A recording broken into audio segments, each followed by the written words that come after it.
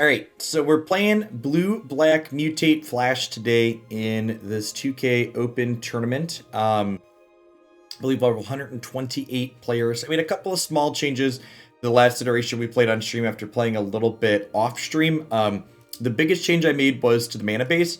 I ended up cutting the 2 extra copies of Jwari Disruption because I just felt like I had too many always tapped lands, so I'm down to just 2 of these and 2 Malakir Rebirth as these as spell utility lands.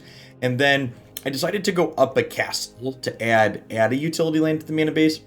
And since I was adding a castle, I also elected to play Zagoth Triome as opposed to the Temple of Deceit I'd previously been playing, so that way my temples could come into play untapped more consistently. You also note that I've given up the Fabled Passages. Those felt really awkward, so I adjusted the mana a little bit to try and maximize our chances of having untapped lands on turns 2 and 3, because playing a tapped land on 1 isn't a big deal, because obviously this deck doesn't have any 1 mana spells in the main deck. We got some dead weights post-board against aggro, but game 1, you're always happy to play a tapped land on 1. So we've got 7 on 1 tapped lands, and then we've got a bunch of untapped lands for all the turns there. This is what, 14, 16, 18 untapped lands for turns 2 and 3, 3 onwards, so I think I'm pretty happy with this list overall. I think I've got good board plans laid out for all the different decks in the format. I've been pretty happy with this. We don't have any terrible matchups. We don't have any great matchups either. It's just really kind of a small edges deck where you're in every game if you play well, which is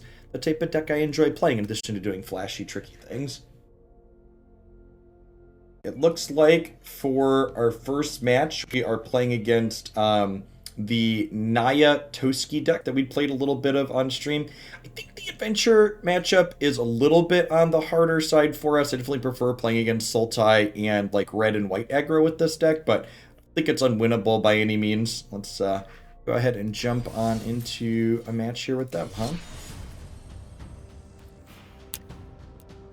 Oh, you know what? I should... Let's favorite this for the day. Make it easier. Make it harder to misclick on what deck we're doing, huh? They're right there, front and center.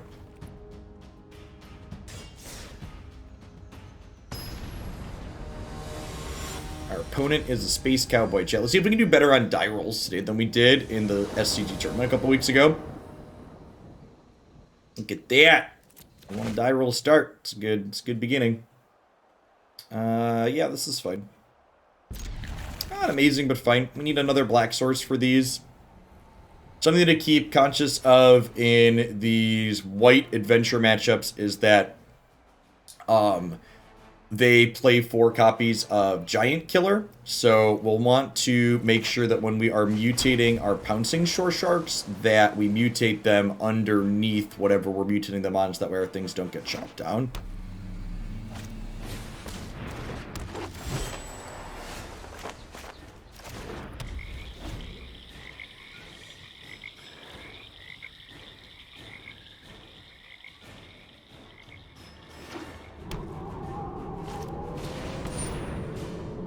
Go ahead and disruption this one here. We'll stop them from playing another 1-drop this turn as well and triggering that, which is ideal. Black source is phenomenal here. Get to play these Dirge Bats on curve. The Dirge Bats, generally speaking, you want them for a 3/3 flying flash card. You don't generally mutate them for 6 mana. See that, chat? We played the black source and they were afraid of Slitherwisp, but we put the fear in them. I'm gonna go ahead and double bottom here. Jacob, if you need help, you need to ask your mama today. Daddy is working. Thank you. Forgot to lock the door for the start of tournament day, chat. We have to go ahead and play our land and just pass back here again. Opponent missing their 3rd land drop is good for us, obviously. That's a tapped one. Wonderful to see them attack in with this because they have the Giant Killer. You got it. Super happy to play this out. Our best draw next turn is easily a copy of Sea-Dasher Octopus.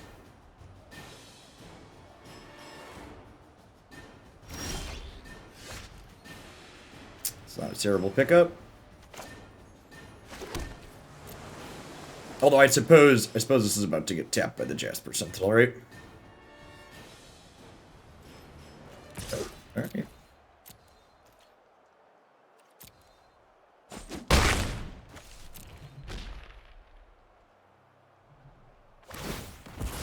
This will fetch red, I imagine.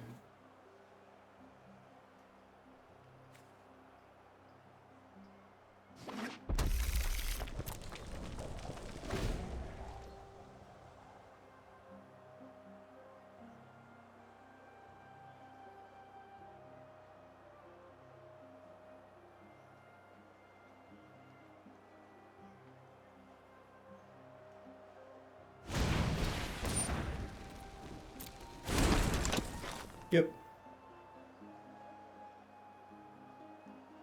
If they don't have the land, we'll get the Jwari Disruption this.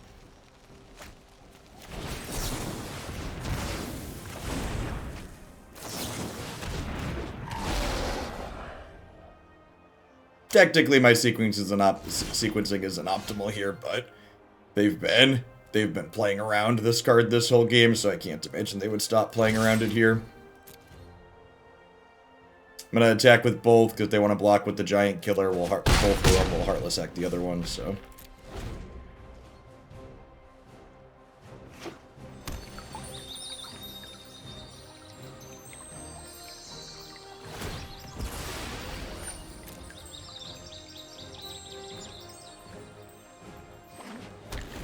Could see something like a Toski here. Let them draw some cards. So these attacks represent... It could have Bone Crusher Giant. Just take 2.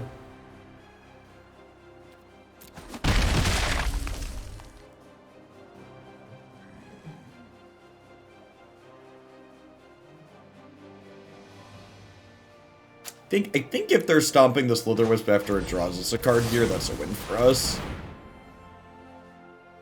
So I'm going to go ahead and play the Dirge Bat out here, even though I can't hold up the Malakir Rebirth. Yeah, this attack represented... I mean, you're supposed to flash this in response, and, like, give them the option to,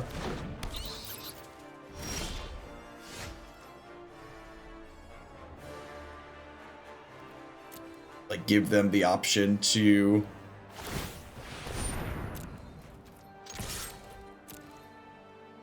to stomp the Dirge Bat instead of my Slitherwisp. The extra flyer is pretty good, though. I want the land at this point.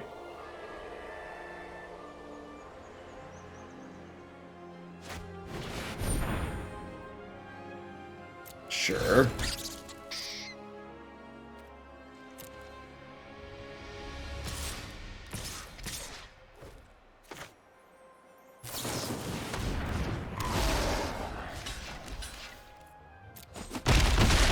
So they get to draw a couple of cards here, but... Or I get to push some damage next turn.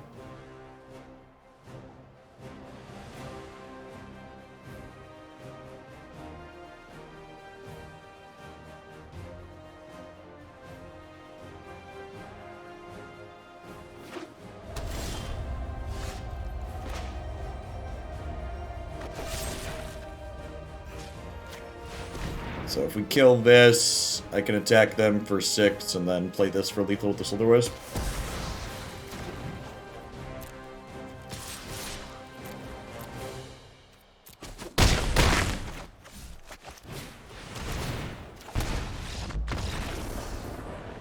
So, unfortunate for us there that they didn't have their land on time. Definitely a deadweight matchup with their Toskis and Clarions and Innkeepers and all their other things that it kills, Sentinels. This is an Eliminate matchup. So against, like, Teamer Adventures, I'm bringing in Eliminate. I don't think that's the case here. This is probably a Threnody Singer out matchup. Board this out against non-white and red aggro, usually. Do I want Disdainful Stroke or Negate? I can't stroke Toski anyways, right? And Negate counters the front half of the adventure, so yeah, Stroke is much worse than Negate here. They don't have something like Goldspan Dragon. Do I want extra Negates, or would I rather have some Eliminates? Having more Eliminates to kill things like their Clarion Spirit and their Lovestruck Beast sounds kind of appealing. It could be right to have an extra Negate here as well, just because Showdown of the Skalds is so scary. They have a lot of creatures, but a lot of them are adventures as well. Maybe we'll put the extra Negate in on the play. I think on the draw, I want more ways to react to kill their things that play to the board.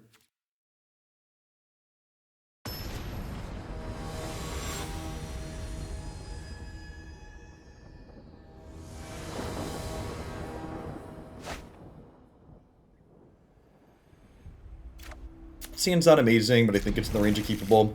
It has a curve, and it has all of our colors of mana.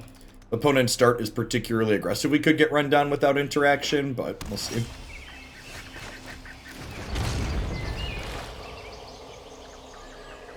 Notable that this is a game where the Triome would be better off as a what's it called? A temple. Well, they have Tingle Florahedra that dies to Deadweight too. Yeah, Deadweight's real good here.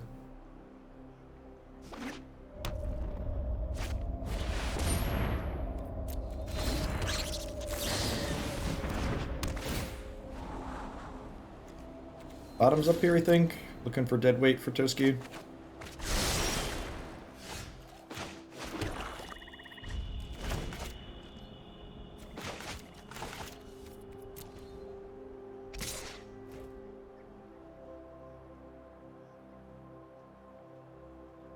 So post board, they have some Fire Prophecies. I'm gonna try and block here.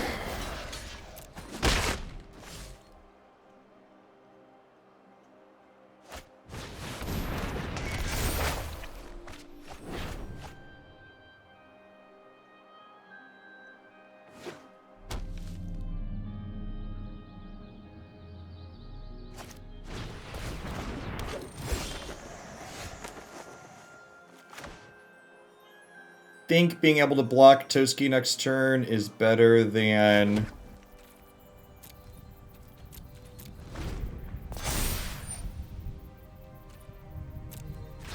Oh, I guess I'm gonna have to bounce the Toski, huh? Yeah, it's a good thought. Yeah, I should have attacked for 3 there, because they're gonna be stacking counters on the Toski.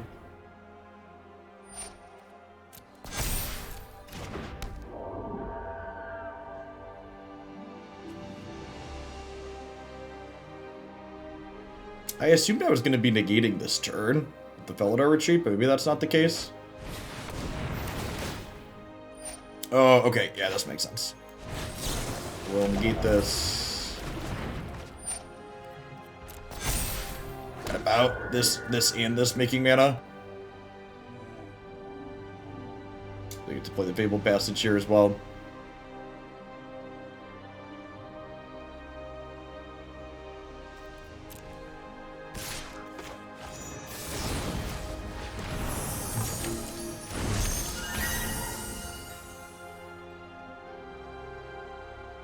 We'll see a 1-mana play out of them.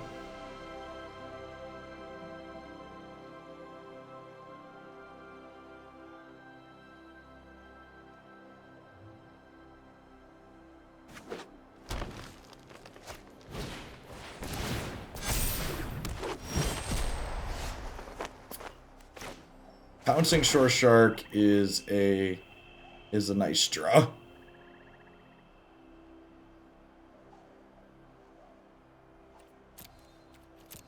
They're going to need to draw some cards with Toski next turn. Are they? Or am I bouncing Toski? I might just be bouncing the Toski, huh?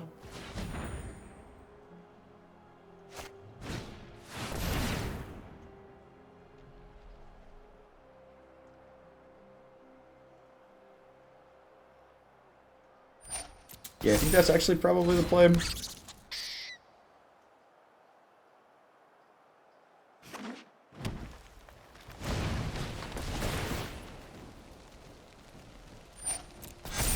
they going to spread some counters out here?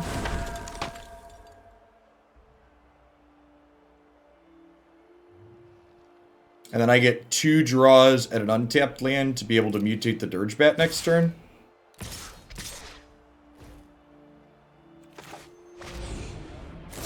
They're electing to hold up mana here. They could have a Bone Crusher Giant.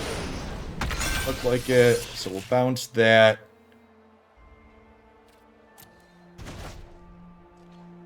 And we'll go ahead and eat this. Or do I eat the Reach creature?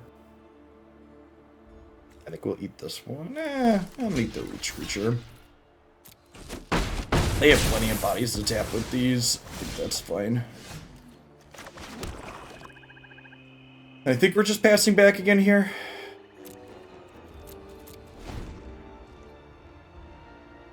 We're gonna like run back the same play here again. They're gonna play the Toski. We'll mutate the Dirge Bat, bounce the Toski, kill something.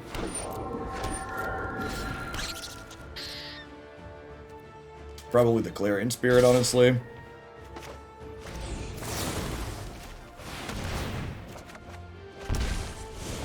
This time I'm going to put it over the top, just in case there's giant killers in their deck, like I mentioned. The first one's destroy, the second one's bounce. So target a creature or planeswalker. We're going to destroy this, bounce this.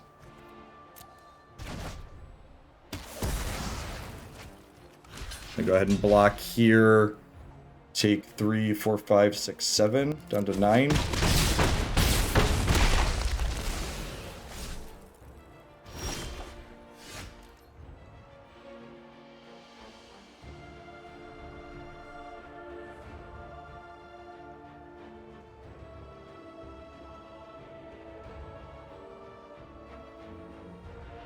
Huh?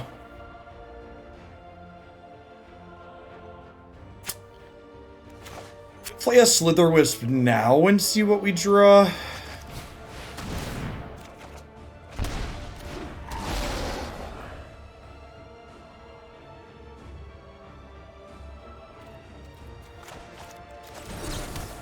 Put that into play tapped. I get to deadweight this. Then I can eliminate something this turn and block. They're going to get to draw a couple of cards here, but I can't do anything about that.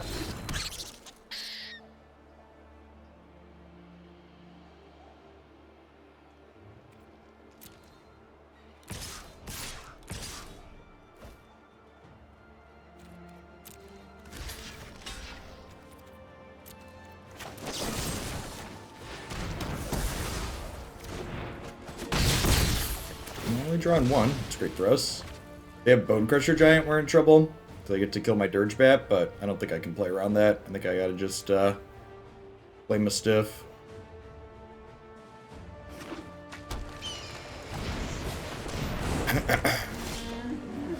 Okay, so we'll start with this and draw 2. See where we end up at.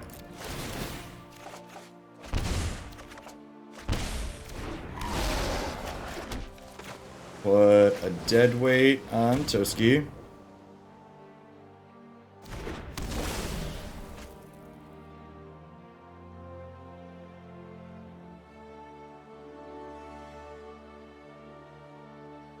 Am I deadweighting something else here? I don't think so. I think I want, like, they're through 19 cards in their deck, so there's a chance they have another Toski here. I think if they have another Toski, I want to be able to save the deadweight for it. Okay, yep.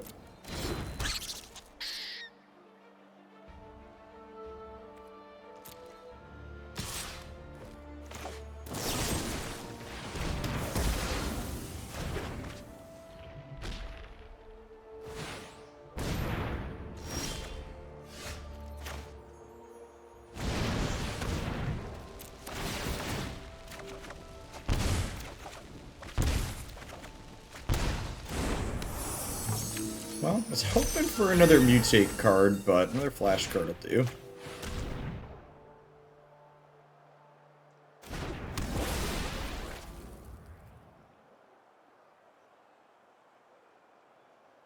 Do I save this deadweight again? I think so. Feels like we're pretty far ahead. There's really no reason to like let myself die to another indestructible squirrel.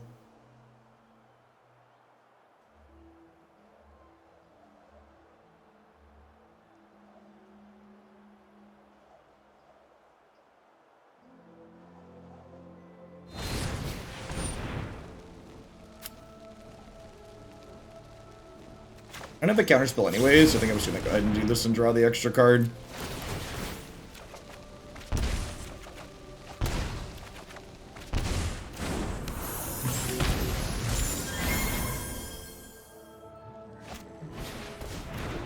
Got it. You need to draw some cards too.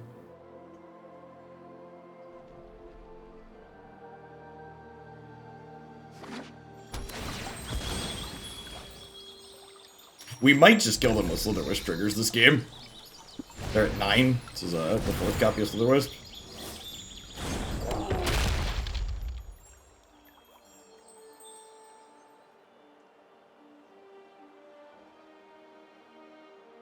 And like, God forbid, we ever draw another Mutate card and get to trigger this. There's a shark and a bat on it.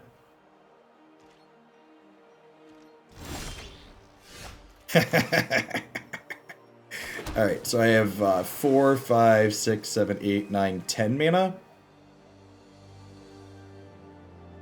This is like lethal, right? This is definitely lethal.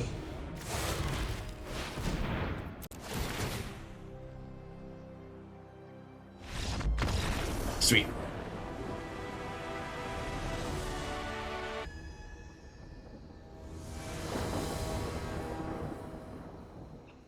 All right, 1 and 1 in die rolls, running about average.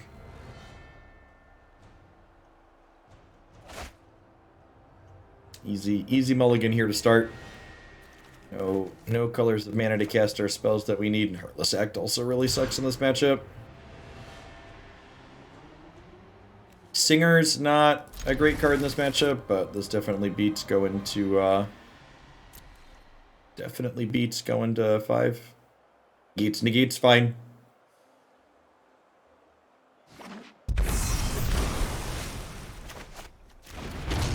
Definitely playing Triome on one here. This one is almost assuredly getting cycled.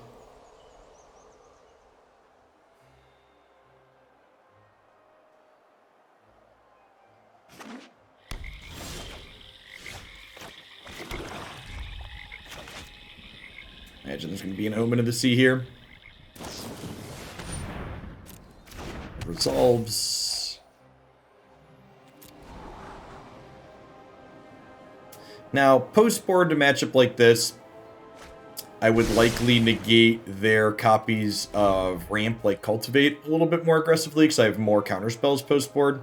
But game 1, with only 2 Negates and 2 Disdainful Strokes in my deck, I definitely need to save those as cards to counter their payoffs. So these are going to be reserved as tools to deal with ultimatums specifically.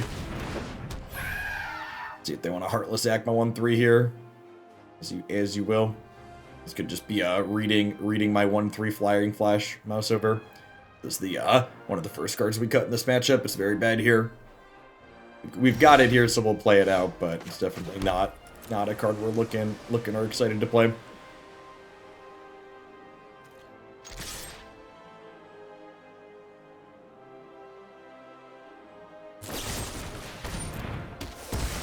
Dead Jim, you got him. So, open to draw our copies of Sea-Dasher or Slitherwisp. We want to just get card advantage going as soon as possible. The fact that they used a piece of removal aggressively on that could imply a couple of things. It could imply that they have more removal spells. It could imply that they perhaps have like their main deck copy of Gargoth in their hand. They wanted to get me to tap out so that way they could cast that on turn 4.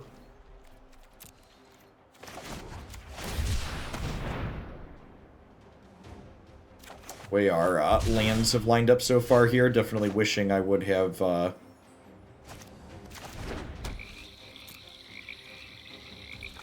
maybe held that one to cycle it too.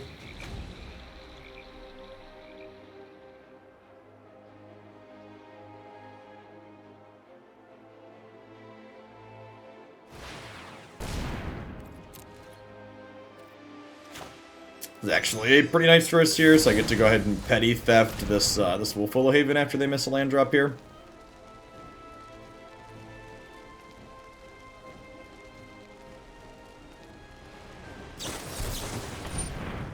You're negating my Brazen Borrower. I think I want my threat here. I also don't mind the tempo generation from bouncing the Wolfwillow Haven, so I think that... I know I talked about how my negates are important game one, but I think saving a threat and generating tempo are both worthwhile things to fight about.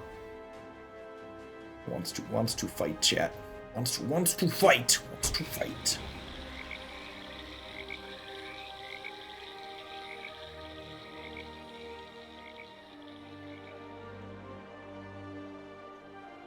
So they notably cannot cast Jwari currently because Jwari costs blue.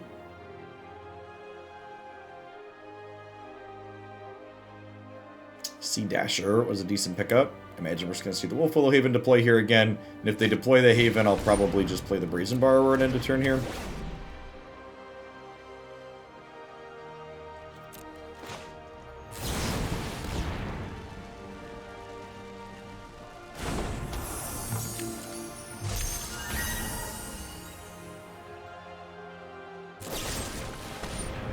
Going to try and kill this. I think that's fine. I think I only want to try and protect my threats when I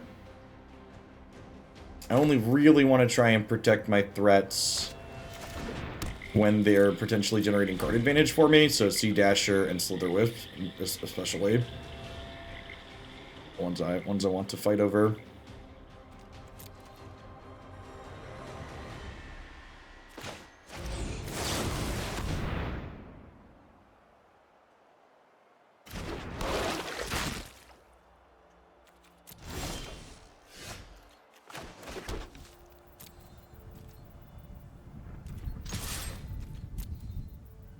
We're just hitting them for 4 here and passing with the castle draw. We'll probably just activate castle.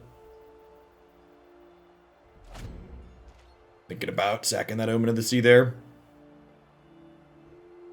We're missing on blue here is pretty bad for them.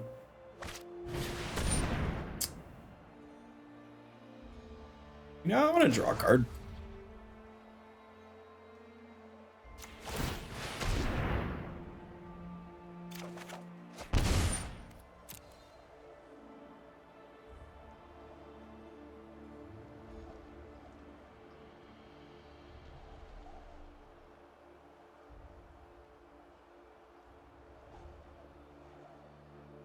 Yep.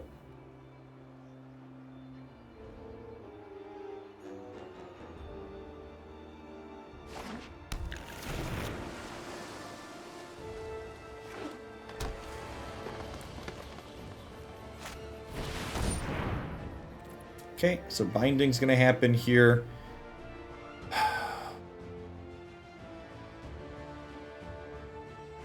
The question is, how much do I want to keep? How much pressure do I want to keep on their life total? So this is definitely coming into play. The question is, do I want a Malakir Rebirth here? I think the answer is no. I think I just let this happen, and then I flash in the Sea-Dasher naked in the turn here.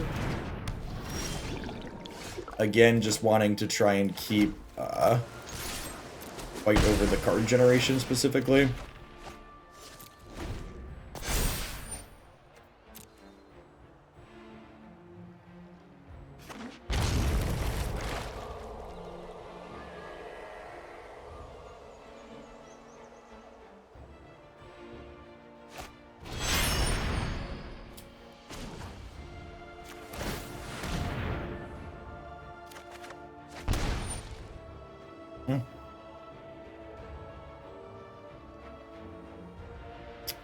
Oh, because I played a blue source last turn, I can't draw Slitherwisp and Rebirth here. It's a little awkward.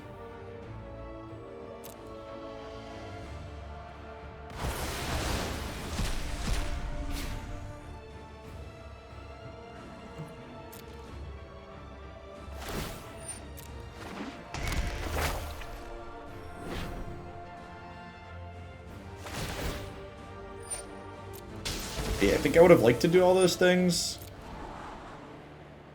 Now we have to play this out unprotected. And it's important that I play it out. Like I need to get my hand low on cards for castle draws. Yeah, we're probably dead this game. Yeah, not being able to rebirth here is huge.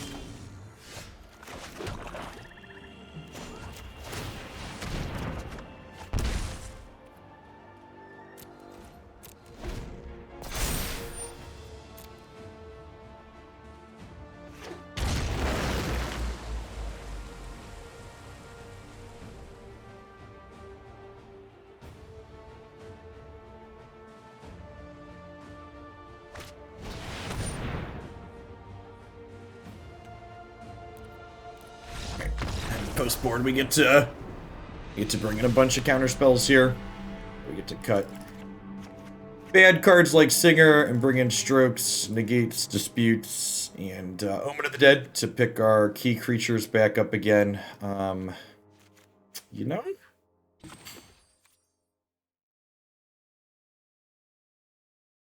I was trimming a Pouncing Shoreshark in this matchup, but the fact that I know my opponent has 2 comas in their sideboard kind of changes that dynamic on me. I think I actually just don't bring in the last Omen of the Dead because of the comas in the sideboard. Being able to tempo the comas with Shoresharks and Brazen Borrowers seems incredibly important here.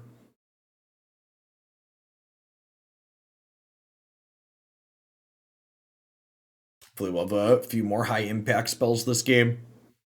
We basically only had 1 negate that mattered that game. And we're boarding up to 4 negates and 4 strokes plus dispute. Dispute's not as good as negate and stroke, but it's still like better than things like Threnody Singer. We had a lot of lands at the end there, especially when you count up the fact that we cycled some to begin with.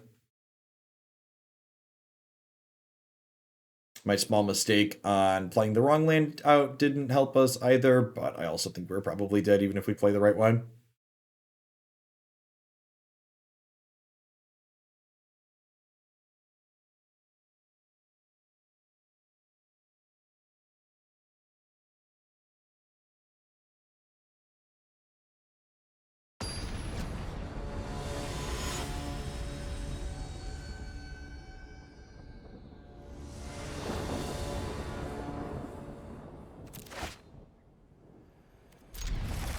Yeah, Sand needs some lands, but we've got an Omen of the Sea.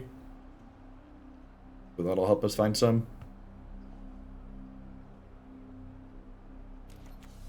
Opponent mulligan to 6, it looks like. Mulligan to 7. the old free companion.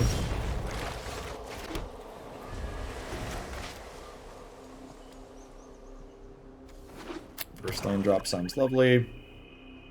They have Full Haven on 2.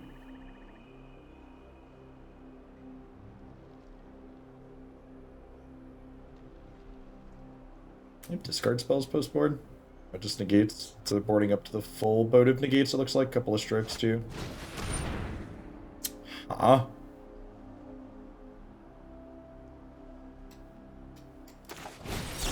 gonna fight over this one actually. Like I mentioned, post board we could be a little bit more aggressive with our counter spells. Because we have more of them to go around, and like these games. This game's going to likely go long enough that they would draw 4 cards and gain 4 life with this, so. It also potentially stunts some of their setup in the early turns here.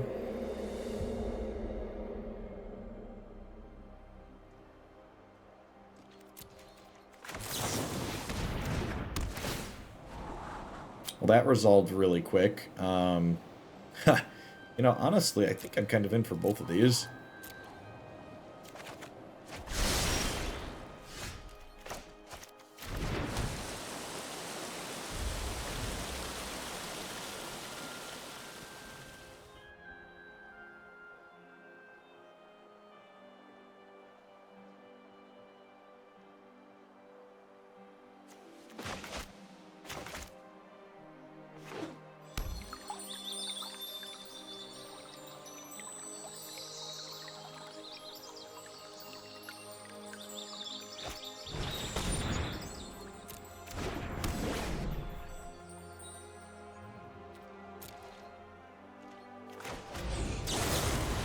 I'll play at a 3/3.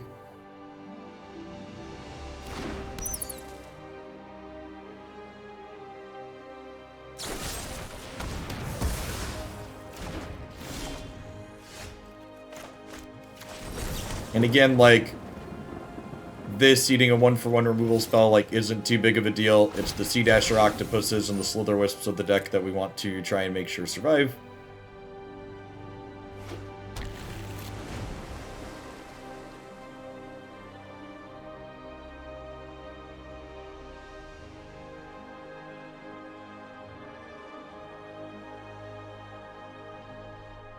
Thinking about drawing Jwari in here. We sit here and posture back and forth. We have 6 mana total. Get recovery. Yep, you have Doomblade.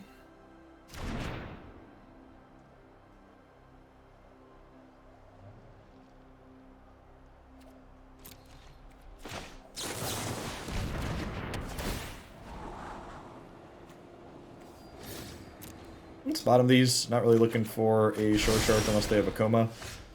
He says before getting comaed. This could be a coma turn. If they coma us here, we're pretty cool to it. I think it's right to bottom the shark in the dark though.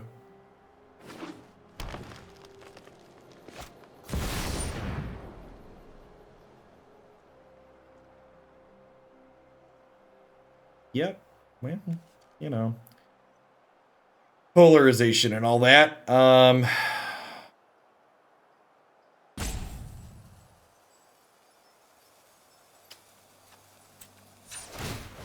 think we're probably just dead. Honestly, yeah, I don't have a Heartless Act in my deck right now. I guess I could find a maybe I'm supposed to be more conservative with my Dirge Bats. Because coma's a possibility here. Yeah. At any rate, I'm not gonna make y'all waste turns in garbage time, so I'm just gonna go ahead and concede. We'll be back in an hour. Good shit.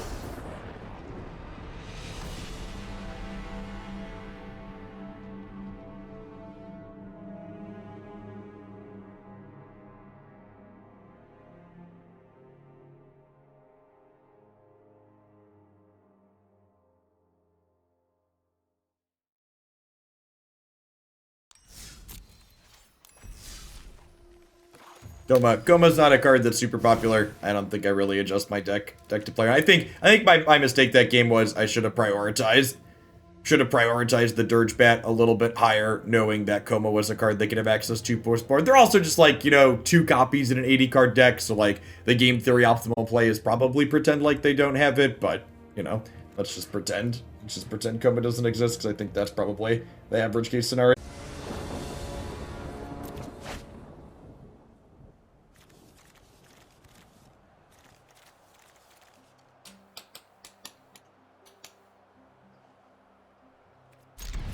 Sure. This is Cycle Zagoth Triome hand.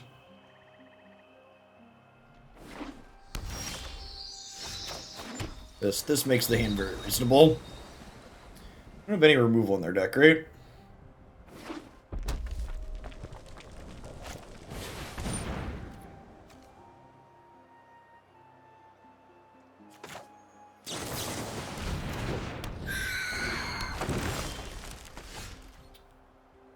Huh. So there's that. So now the question is, do I mutate onto the Singer and draw a card here, or do I cycle mutate onto the Bat later? I think because I have the Heartless Act, I just go ahead and draw here.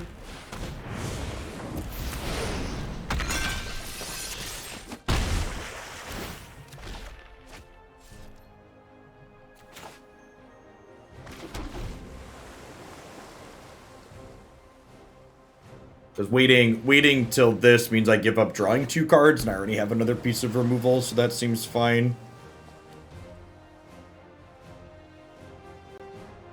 And like they're a combo deck, so erasing them ASAP seems ideal.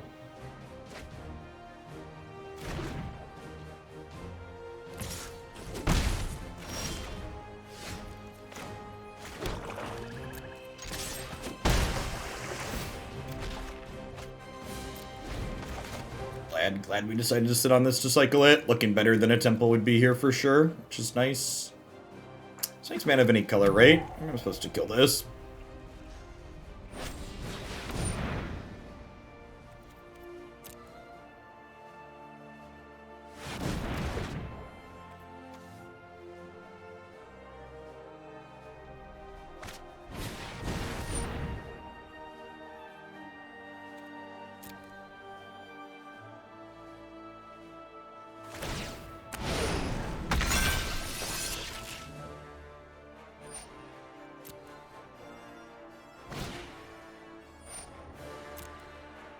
So this is kind of how their combo works. They Vatarack, and then they keep mutating onto this and keep casting open the Omen paths here.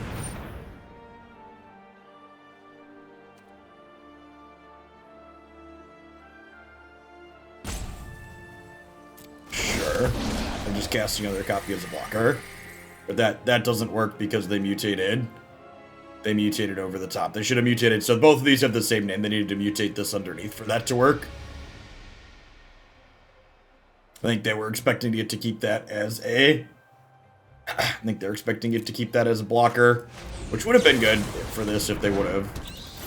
They would have not done that one. So I'm going to start by attacking, see if we draw a piece of removal here. Or sorry, draw a mutate card for this to kill this. Now we'll just go ahead and kill this. There.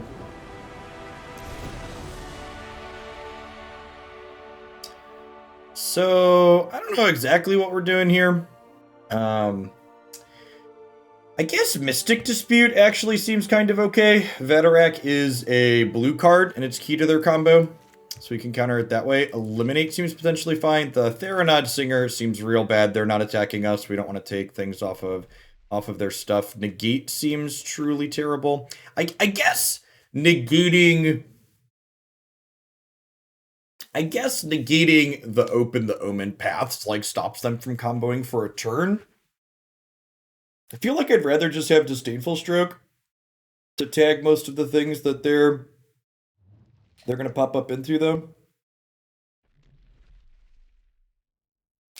One thing that's actually kind of funny, so they have Garrick's Harbinger to have hexproof from black, but if we mutate a Sea-Dasher Octopus on top of this, it becomes blue and the destroy trigger can tag it, which is sweet. They have Scorching Dragonfire, Disputes, Negates, Snakeskin. So they go a couple different directions post-board with us. So they have Disputes, Negate, Snakeskin, but they also have Scorching Dragonfire. So the fact that, like, I have creatures on top of counterspells seems like we could be okay here. It's tough. It's tough to know if my opponent's going to be pushing in the direction of being interactive post-board and, like, trying to become a fair deck, or if they're going to board in 9 pieces of, like, anti-disruption against us. I think I'm happy to board like this. Disputes and Strokes. No, I don't think Negate is good.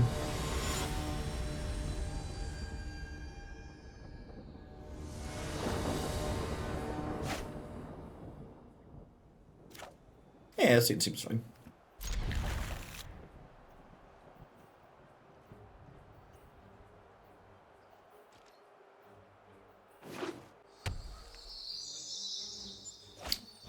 Greason one's a little scary. They could Greason one into a mutation on 2, or if they get to Garrick's Harbinger on 2 here, it's actually pretty bad for us. That card generates card advantage when it hits us. We're looking to avoid Garrick's Harbinger here. Just a Migratory Greenhorn, sure. So let's them ramp up.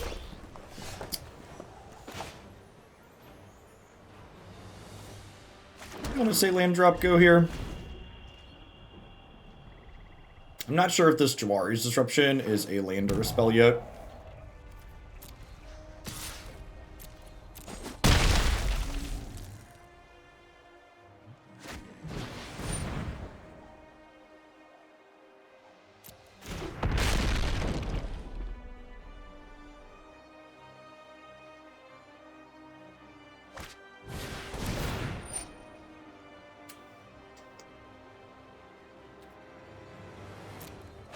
Let them go ahead and loot before they know what we're doing. I think I'm going to let this happen onto here and get them their lands, and then I'm going to go ahead and Heartless Act it. is my plan. So have your mana, but then we get rid of your creature.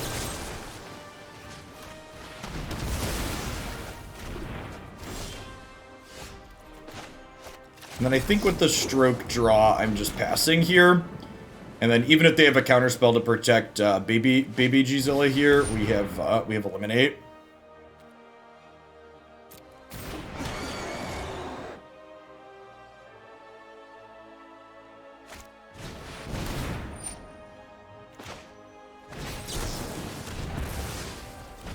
This is really scary. This is the card they needed to pull them into the game.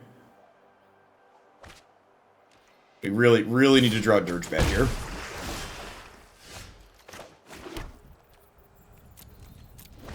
This card. This is the card I was worried about.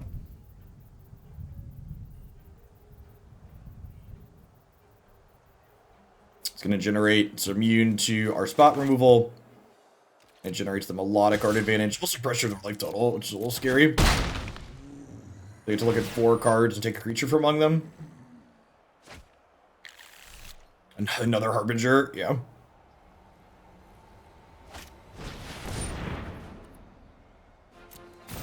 And again, definitely just having, you know, pretty typical interactive Magic deck problems so far in these games that we're losing today.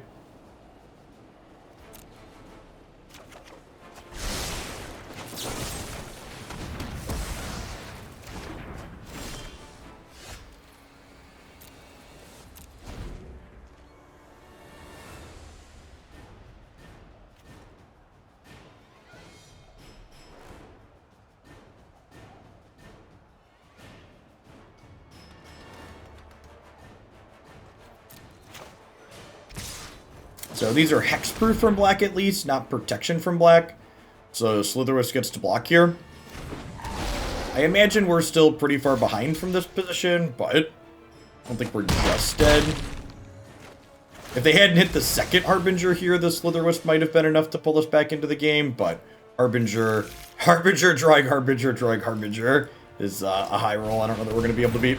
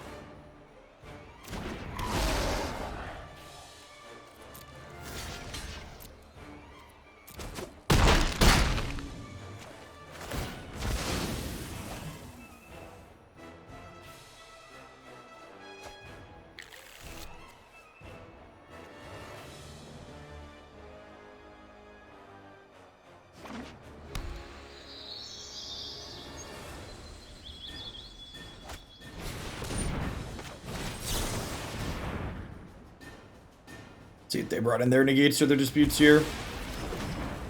Like it so far, or if they haven't drawn them.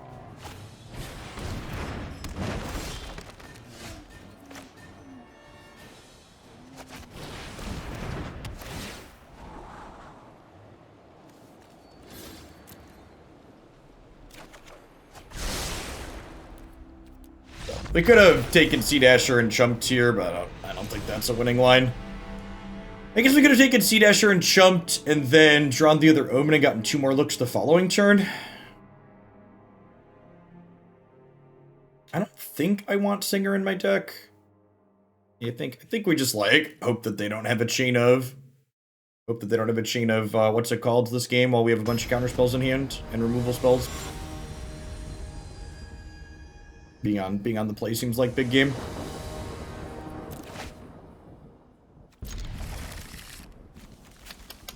Keeping hand with no interaction might be loose. Their deck doesn't seem particularly fast, though. I think their nut draws combo on, turn 3 or 4, but, the stars usually have to align for that to happen. They have Goose on one again, though. Our slow start's real bad for us. I could get punished for sure here.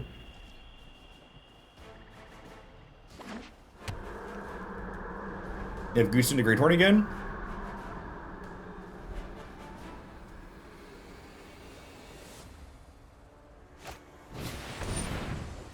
just Caryatid, sure.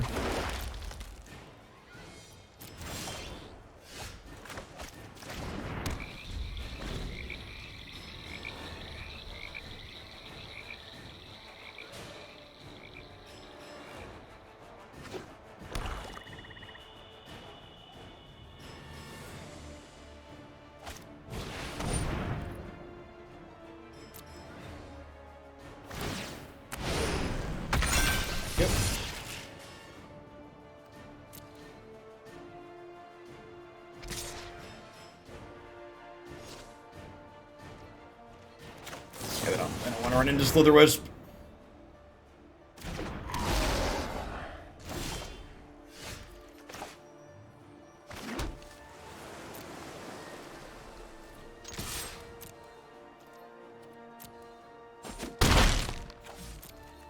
This drains me, right? Yeah.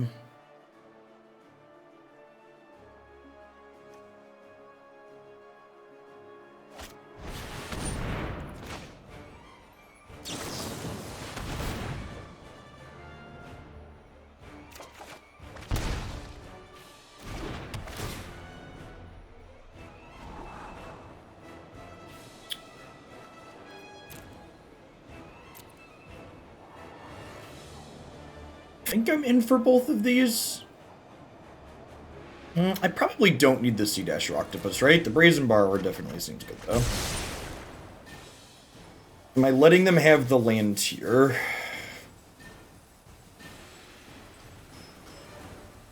I think so. And then I want to send the whole pile back to their hand.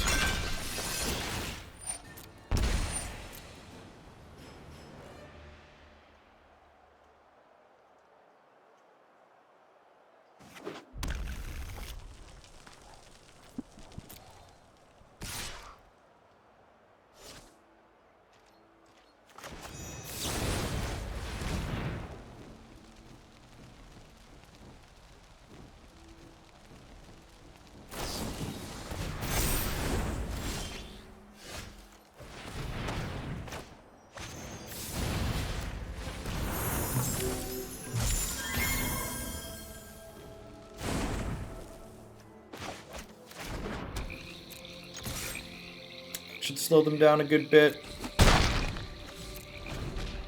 Then I get to drop Slitherwisp into Omen and draw a bunch of cards.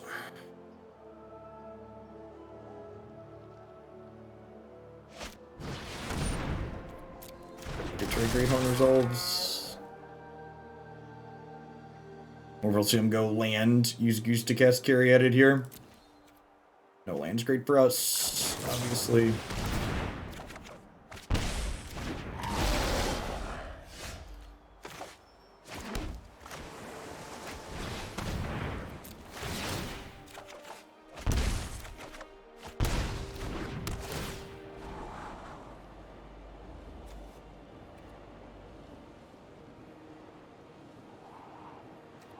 Is Jwari Disruption good enough, or do I want a random? I think I want a random.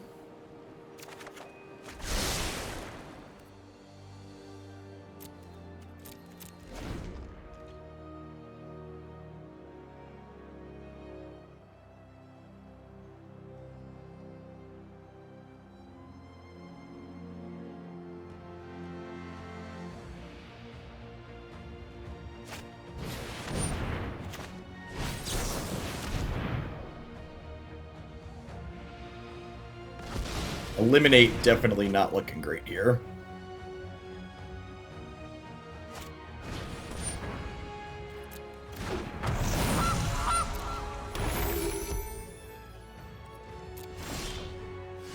Disdainful Stroke looking good, though. Just to see what we find.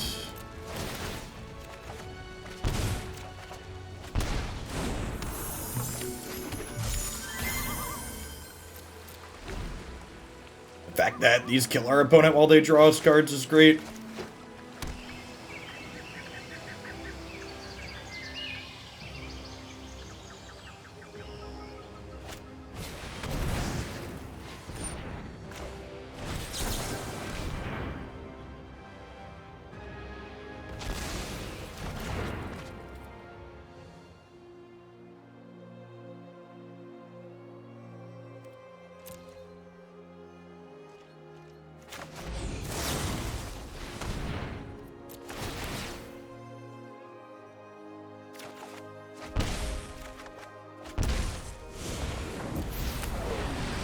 value.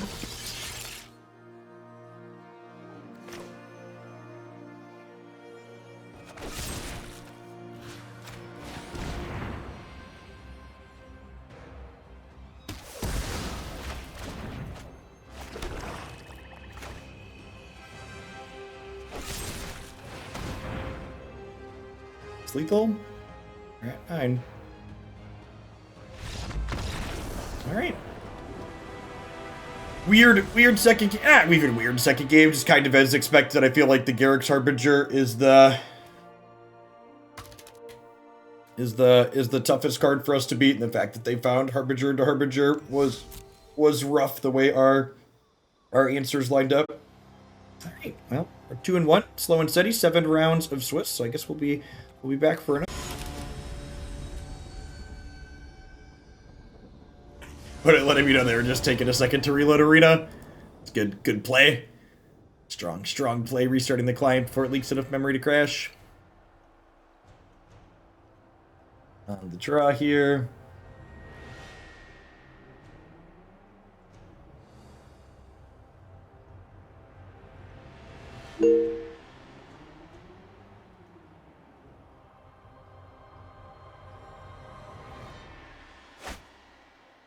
Interesting. My opponent has Rimewood Falls on top of the Triomes in their deck. Maybe a little bit of a budget choice. Because they're missing, it looks like they're missing 2 Ketria Triomes, but they have Rimewood Falls. Easy mulligan here. Singer and Heartless Act aren't very good in this matchup to begin with, and we don't have a second land. This hand is very bad. If we were playing against aggro, we'd keep it in bottom of swamp, but...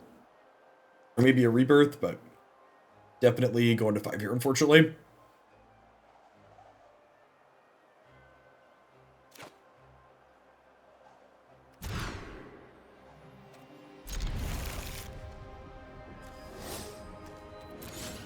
Our 5's actually super reasonable here. They have 2 Eliminate and 2 Heartless Acts, not a ton of spot removal on the opponent's side. Remember, these mutate for 2, but you can also just play them out as 3 drops, which is pretty likely to happen here.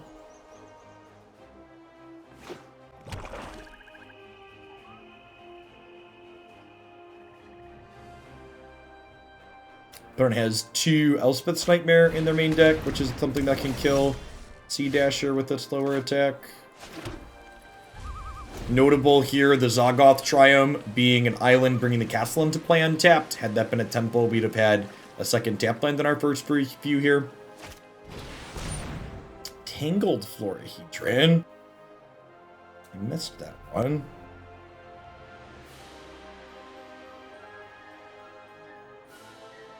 One copy of Tangled Florahedron in their deck. To need like extra piece of ramp. Ramp seems so important in their archetype. Like it's basically like a 5th Wolf Haven that's not quite as good, but still reasonable. Gosh, we have another piece of ramp here. We could have another Haven, huh?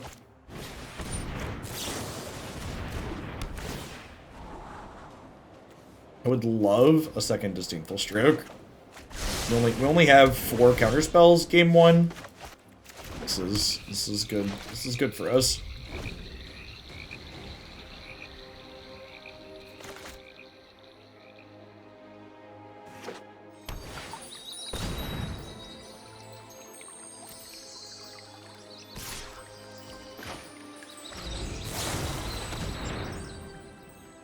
They have a Heartless Act on Eliminate. They have a Heartless Act on Eliminate.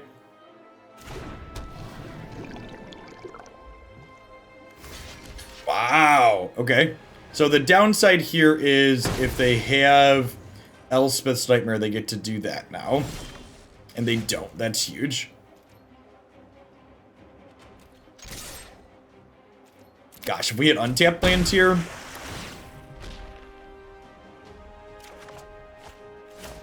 Alright, feeling good about this one.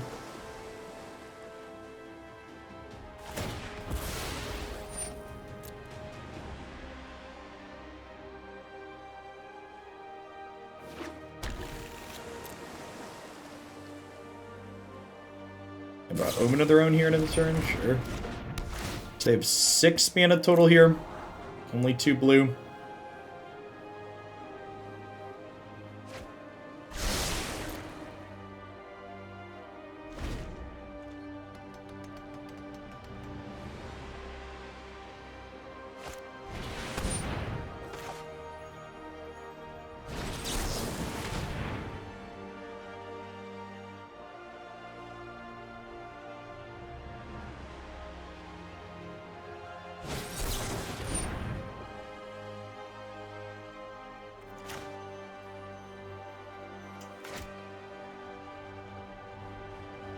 This is tough. So, like, I have to stroke the Yorion.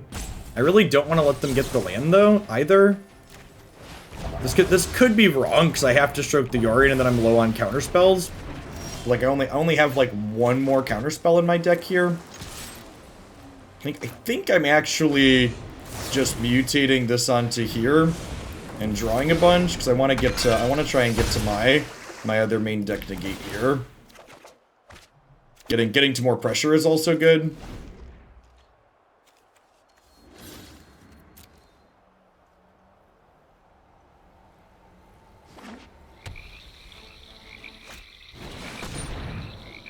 That's fine. That's actually great for us. So I get to end step this and then untap Heartless Act this.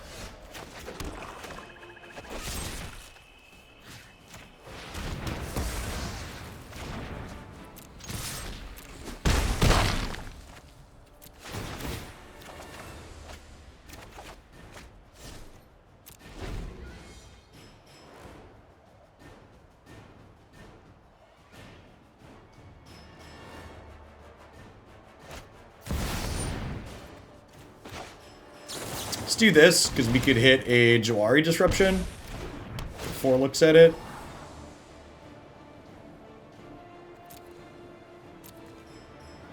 Am I double bottoming here?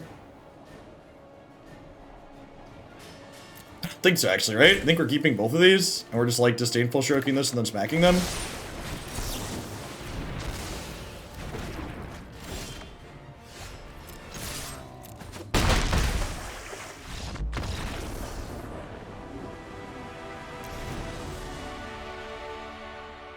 Okay, so I'm definitely cutting the Singers. Round timer started. And then the question becomes, how many answers to Coma do I want to leave in my deck? I'd been bringing in Omen of the Dead to play through their removal, because it's just, like, so important to keep a Sea-Dasher or a Slitherwisp in play. Announcement received. Announcement received.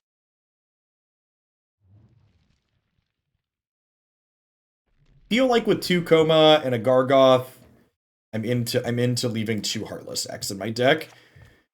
And maybe I just leave 1 Shoreshark, because this is another way to tempo a Coma in a pinch. This doesn't seem unreasonable. I think with this new Coma plan, these Omens just don't come in here anymore. And just leave a couple of Heartless Acts in. And then we've got Act, we've got Dirge Bat with Mutate, and then we've got Brazen Borrower and Shark to tempo the Comas. So a little bit less threat density on our side, but more ways to not just concede to a Snake. There's also only 2 copies of Snake in their sideboard, so, like, even if it gets us one of the post-board games, winning game 1 here is pretty huge.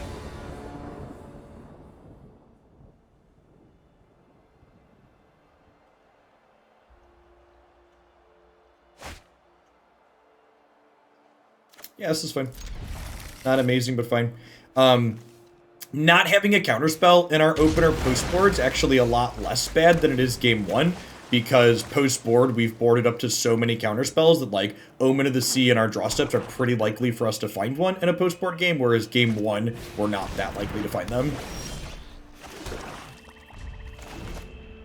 Probably going to be another game where we play out a naked Sea-Dasher Octopus on 3, depending on what they do. Like, what our draws look like.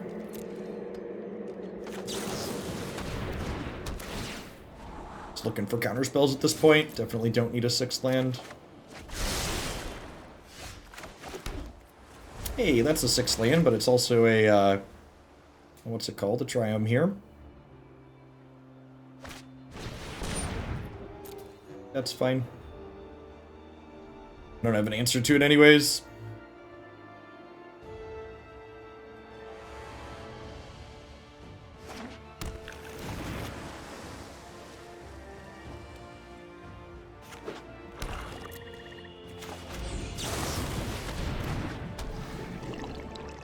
Not be surprised if this dies here. It could honestly be right to just cycle the Triome.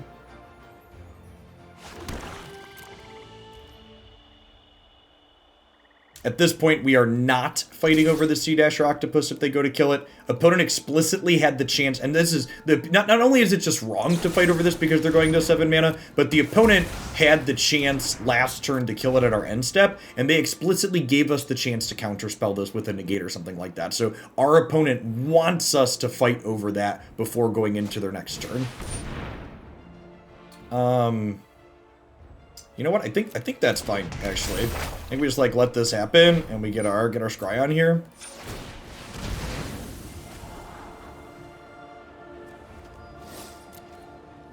I think Black Castle's like to be something we have time to activate here. Yeah, they're just trying to develop their mana.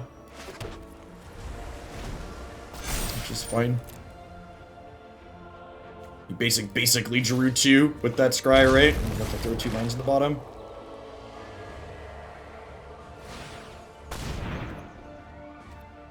So this is my last threat now, so I think because this is my last threat, I'm going to wait and be a little bit conservative with it, since I have something else to do with my mana this turn especially. I'm just going to go ahead and cycle the Triome.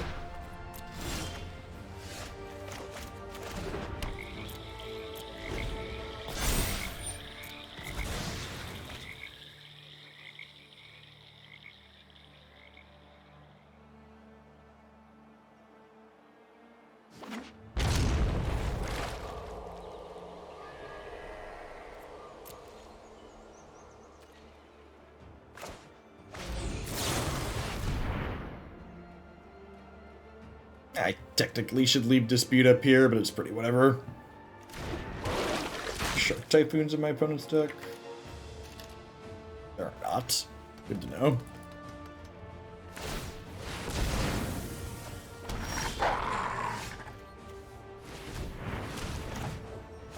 Seems like as good of an opportunity as any to get under here. That.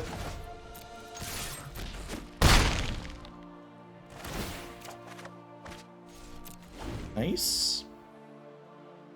And now that this has card draw on it, we'll probably fight over removal spells here. Okay, I think especially with 2 strokes in hand, I think I fight over this.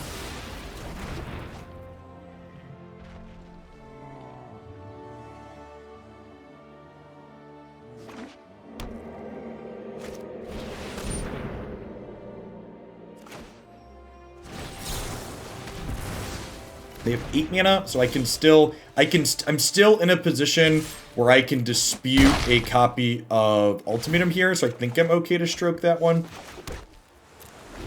Could be right to play this land out. This one could go either way. The fact that we drew the 7th there is kind of appealing to play it out. Yeah, Elspeth's Nightmare Reserves.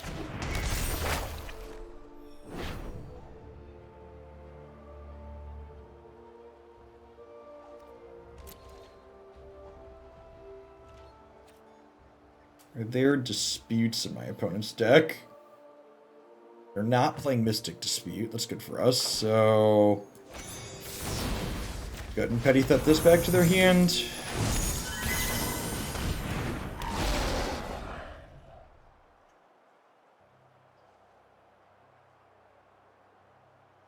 Oh, they have Eliminate? They do. Okay. And we know they have Eliminate there because they haven't been able to kill this. It might have been right to save the Slitherwisp until we can guarantee draw with it. Might have been right to slay the Slitherwisp so we can guarantee draw with it. Eliminate wasn't a card I was thinking about. As soon as we hit the pause when the Slitherwisp entered play, I was like, ah, they have that. Alright, and then they're dead, right? Go you into you. Boom. Alright, that's better. I felt a little... Our match against Sultai earlier today was really embarrassing. I think this matchup is favored for us on average, but favored doesn't mean unlosable. And the first... That's been the experience on average in this matchup for me, playing this deck. If you haven't seen me play this deck before, we played a bunch of it on stream. We're 3-1 in this tournament with it now. Still got a few more rounds, but I don't think this deck has broken the format by any means, but I think it's... I know it's a ton of fun, and it's reasonably competitive, so if you like the look of this...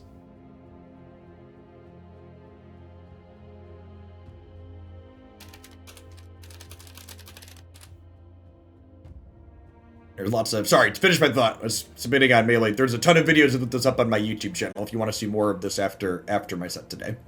So, looks like we are playing against the Naya Fling deck this round.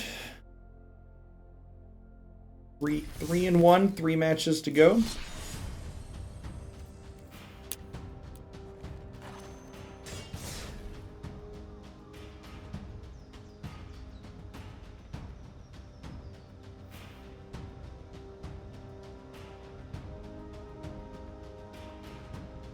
Mostly stock choices on the Naya player.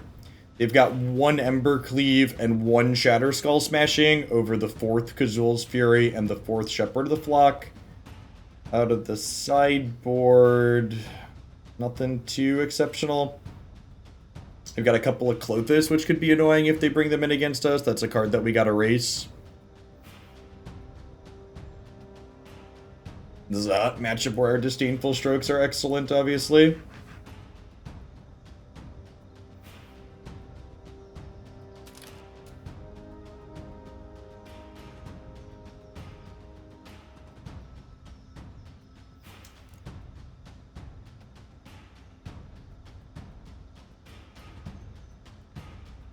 Opponent messaged me on Melee, waiting for them to pop on in the match here.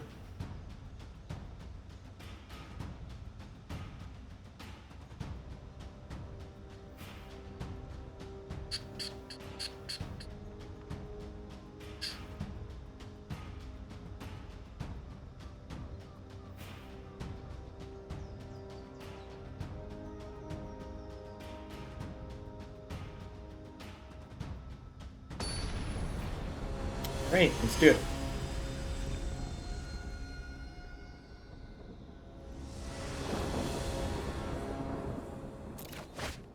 Die rolls feels good.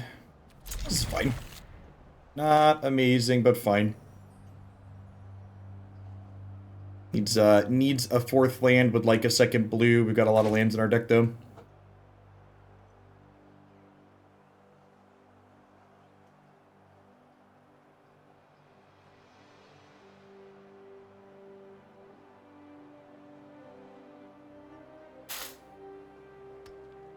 Hold the 6.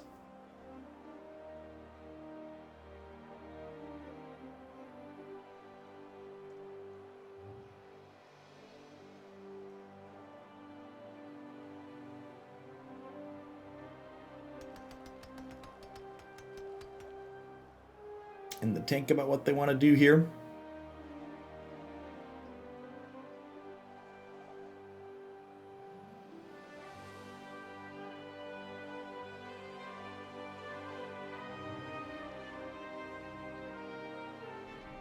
What you doing, opponent?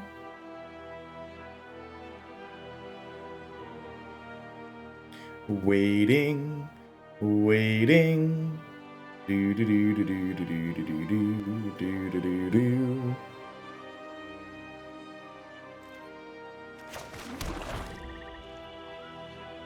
Might have been a tough choice there.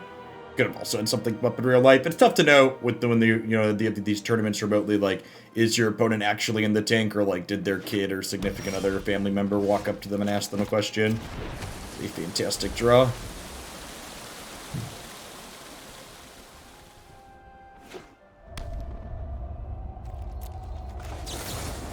The stat line on Dirge Bat is actually really incredible in this matchups like this, because notably it does not die to Stomp, and it does not die to... It notably does not die to Stomp, and it does not die to Giant Slayer either. No second blue, but I have a guaranteed 4th land.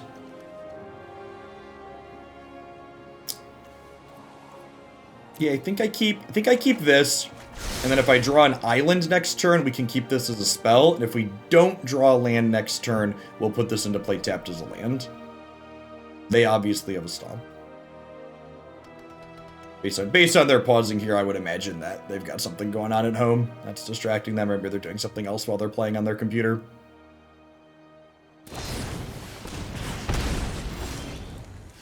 Getting in while the getting's good. Fair enough. Like I said, we missed on a different land, so we'll go ahead and just play this out as a spell. They drop Bone Crusher here. We'll happily Heartless Act this. 16.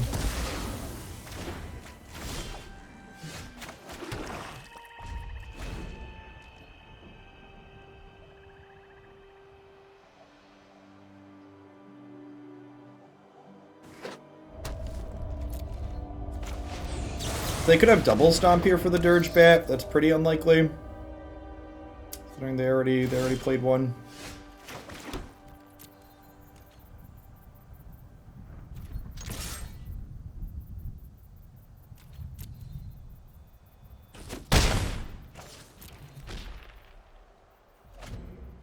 No second blue here feels a little bit bad, but it is what it is. I didn't play the Sea-Dasher Octopus out here because while drawing a card would be nice, the Mutate on this represents a removal spell. So we're just going to go ahead and hang out here. I would love to scribe.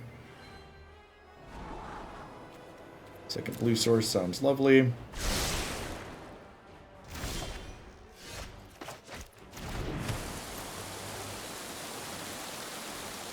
This is, again, just to reiterate for folks that weren't watching earlier, if we draw Pouncing Shoreshark in this matchup, we want to make sure to mutate it underneath things. That way don't expose ourselves to chop down.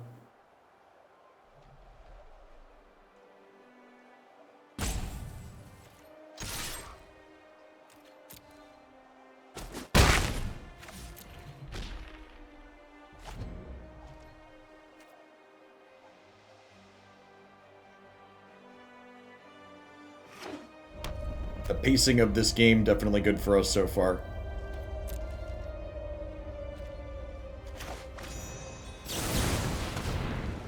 Definitely don't want to pay 5 life to draw a card. Happy to add another threat to the table, though. We'll see if they have a stomp here.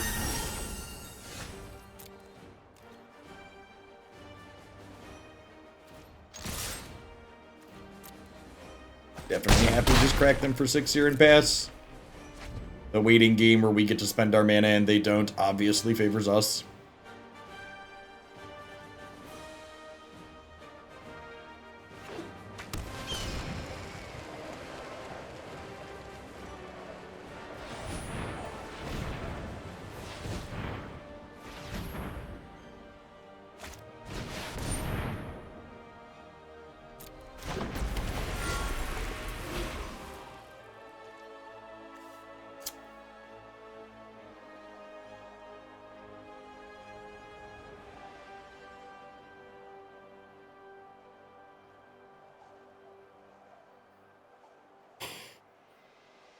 I mean, we could technically die here, right?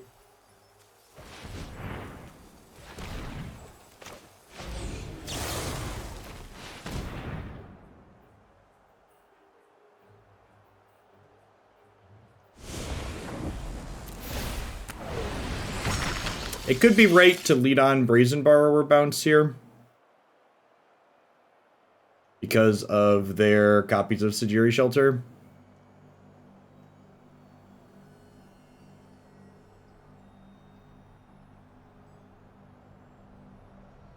If they have Shelter, Double Fury, we technically die here. And maybe I should try and play a Dirge Bat out as a blocker. Even that leads us to double protection, right? Wow, that just happened. Okay. Deal. Attempt to put lethal into play. Do you have a stomp for my borrower? Okay. Good stuff. So I feel like the games we are most likely to lose in this matchup involve their early adventure creatures getting out of hand, so Eliminate definitely comes in here. Again, this card is basically exclusively in here for small creature aggro, so that's your first thing you reach for to cut. While Negate answers their adventures and their scalds, I do think this is a matchup where Stroke is much better than Negate, so I'm happy to get those in here over that. And then maybe for the last card, we just leave one Negate in. No, I don't hate that.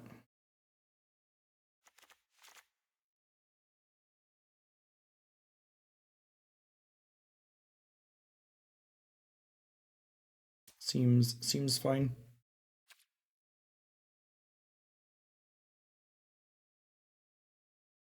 On the draw, I could see an argument for wanting some copies of Deadweight here, just because killing Innkeeper tends to be pretty important, and it's a resource-efficient way to do that when they get it in underneath our counterspells, and like maybe 4 Disdainful Strokes is too many. They don't have a ton of targets for Disdainful Stroke, but like their targets that they have are really high impact, like tagging Goldspan or Showdown of the Scalds with Stroke is really, really important.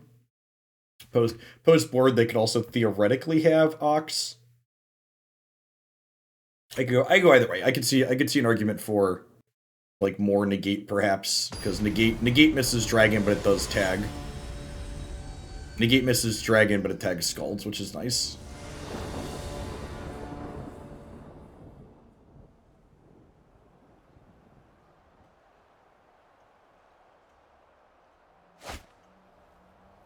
Easy mulligan here with no second land.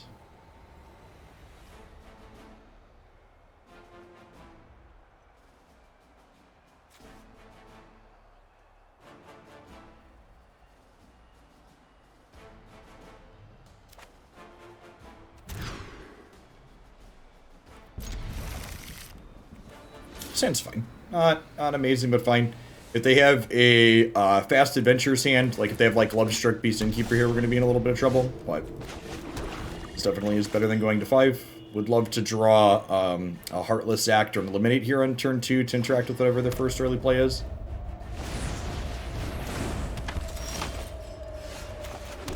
You know, no play till turn 3 could definitely be the death of us here.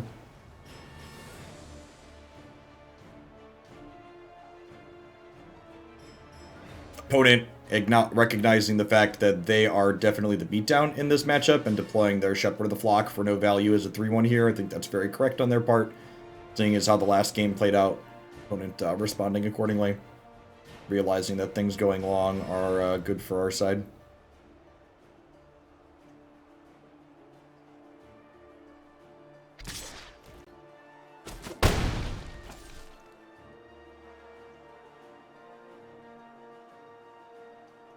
If they add more pressure to the table this turn, we could be in some trouble. Like if they go like land Bone Crusher Giant. Just because of how slow our hand is.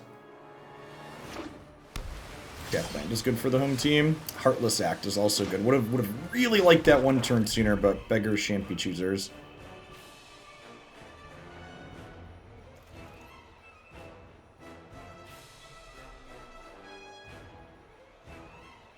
There's a non-zero chance, depending on how our opponent sideboarded here, that post-board they're going to have less copies of Giant Killer in their deck, just because it only hits our Pouncing Shoresharks. Feels like my opponent has a Stomp here, so I don't know that I really want to play out Slitherwisp. We're just going to go ahead and take this hit.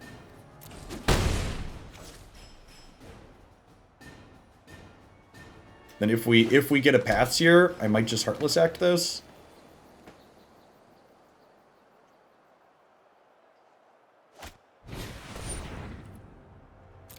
Keep it resolved. We might just see them play Bone Crusher Giant here.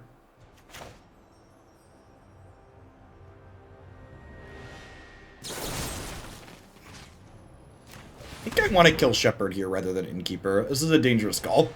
This card does draw a lot of cards. I think I'd rather kill the thing that's pressuring my life total.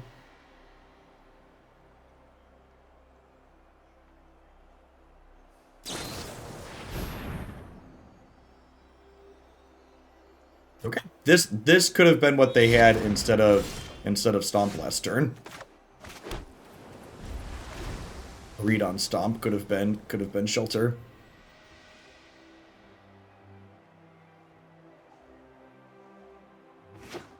We'll see if they attack with the Innkeeper here or not.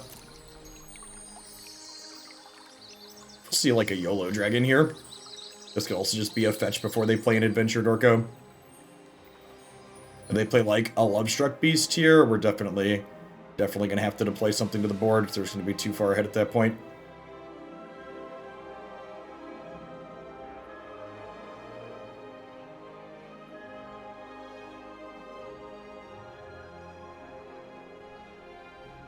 Oh, you know, some of these lists actually don't have a second forest in them. This one does. Okay.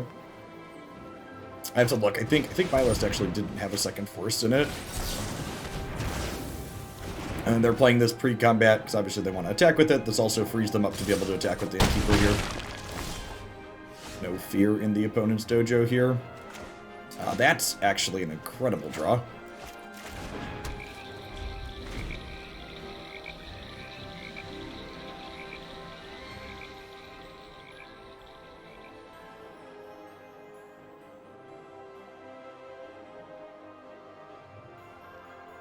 They have second dragon plus a way to pump it up here. We're probably dead.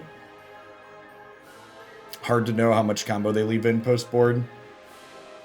Opponent has 2 copies of Fire Prophecy post board that could kill my Dirge Bat as well. So we're hoping to fade second dragon here. But what we're looking to dodge. Struck Beast, sure. Got it.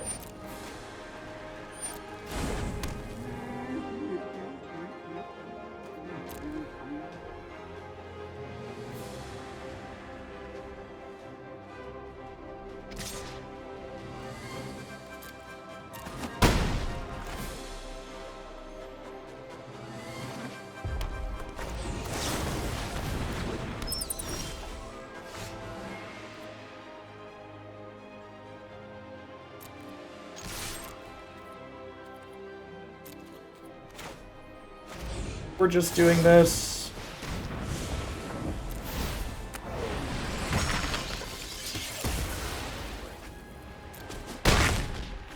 Tapped Land Tier is the best draw. Able to mutate Shoreshark would have been great. Now we could be dead, I guess. Maybe I'm supposed to kill the Lovestruck Beast there. Actually, I think by targeting the Innkeeper was wrong, and I should have killed the Lovestruck Beast. Yeah, I'm actually dead to this Goldspan Dragon now, right?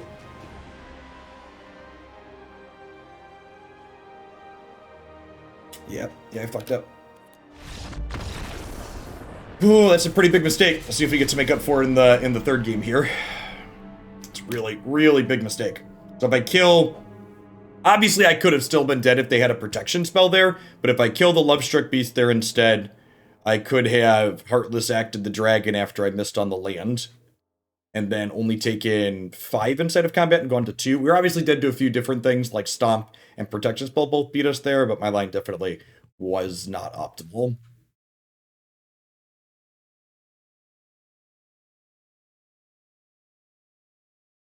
Close game. The opponent played that game really well too, right? Like, them recognizing that they needed to play their 3-1 for no value on turn 2 to start pressuring my life total was instrumental. Acknowledging that they are the beatdown of the matchup and then playing their cards out accordingly, like not trying to wait and get value with it, just like pressuring me out of the game. And it could be that like maybe because they're the beatdown, like I talked about those dead weights, I don't think I want them on the play here, but I think on the draw, there could definitely be merit to bringing in 2 to 3 copies of dead weight. Just so when our opponent does have a more aggressive draw like that, we can potentially stop them.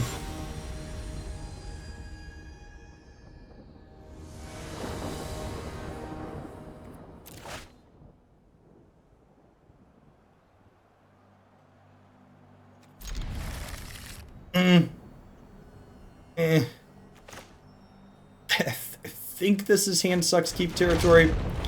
They have a lot of blockers on the ground, so it might be wrong. They go turn 1 Innkeeper or Lovestruck Beast, I'm pretty sad.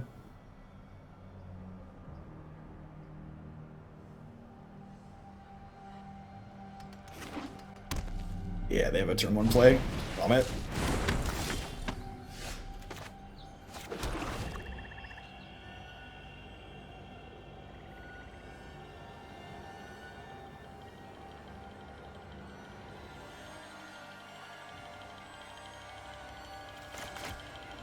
This is the part where we have a mediocre keep and then we never draw a spell after punting game 2.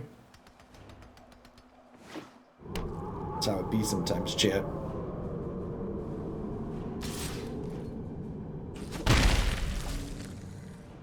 Maybe I'm supposed to leave some maybe instead of Deadweight, I'm supposed to leave some Threnody Singers in post board. Like, this opponent just had no respect for that card.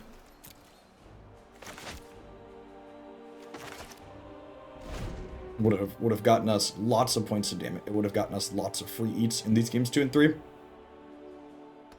It's funny too, because one of someone commented on one of my when we were playing this deck that like, oh, nobody would ever attack into a Threnody Singer in an open deck list tournament. And just like, it's just really not true. That's just not how these things work. What do they have here for green-white? They have a Glass Casket they're going to play post-combat?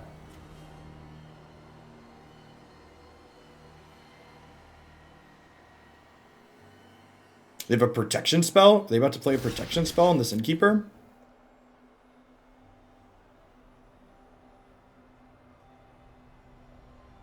That seems like it bodes well for us if that's their turn. It's just like a Sajiri Shelter. They're just picking it back up. Yeah, that's great for us. They just like not have a third land? Or was it just a bad attack? They have a stomp here, and like they wanted to stomp my thing. Okay, sure.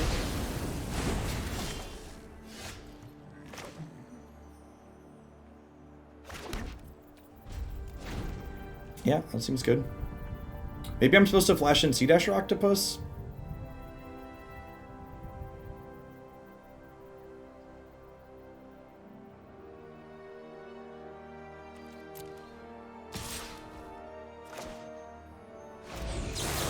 Bring it back. Could have another stop here. I have another Octopus though, so like, you know. They're stepping on my Octopus, they're not developing their board this turn.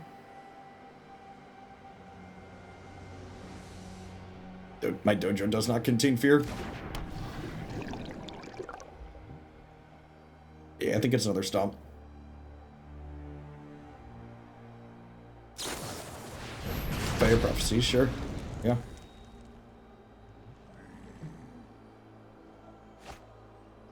So, it hid the Innkeeper, but they could technically still have it. I'd be surprised if they bottomed that. Like, technically, we don't know what they bottomed here, so it hides all the cards in their hand. Like a good little user interface, but if I was playing in paper, I would not scratch Innkeeper off my list of cards I have written down. So like, it feels bad for the Octopus to get got there, but I think making them not develop their board with a large creature this turn is good for us. And they have a land drop too, rats. We really need to draw some removal here. Dirge Bat probably would have been the best draw in our deck. This actually isn't terrible. This lets me bounce the token and then flash in the Borrower end of turn.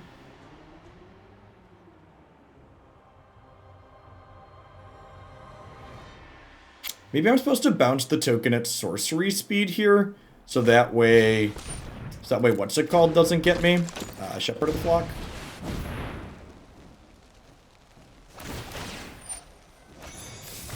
Let me go ahead and do this now, so I don't get got by White Source Shepherd.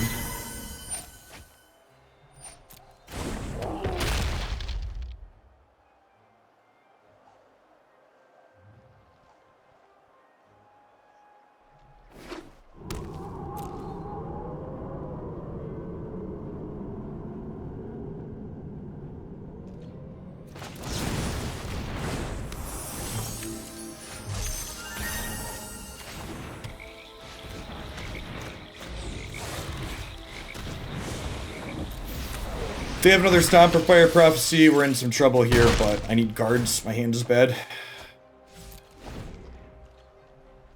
Yeah, I don't think we beat a removal spell here.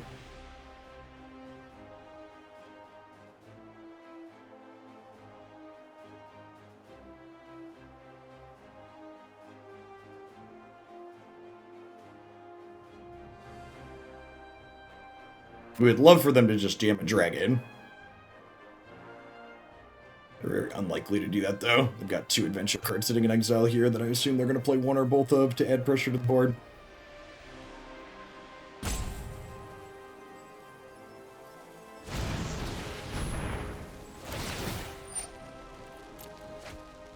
Starting with Shepherd, probably trying to find another piece of removal for the Borrower, I imagine.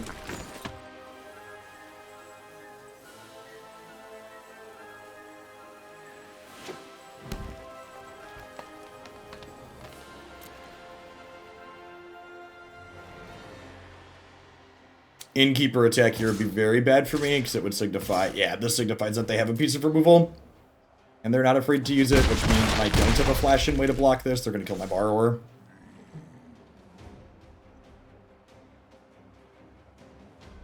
We want them to play the Lovestruck Beast here, but I also don't know that we can beat the Lovestruck Beast, so, like, yeah.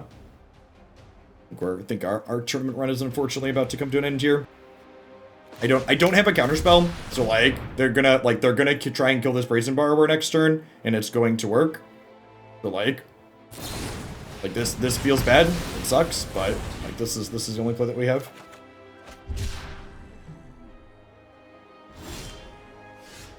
Yeah, they had a stop set up my upkeep because they were gonna do that my upkeep regardless. So using my mana there and just making them make the play is definitely ideal.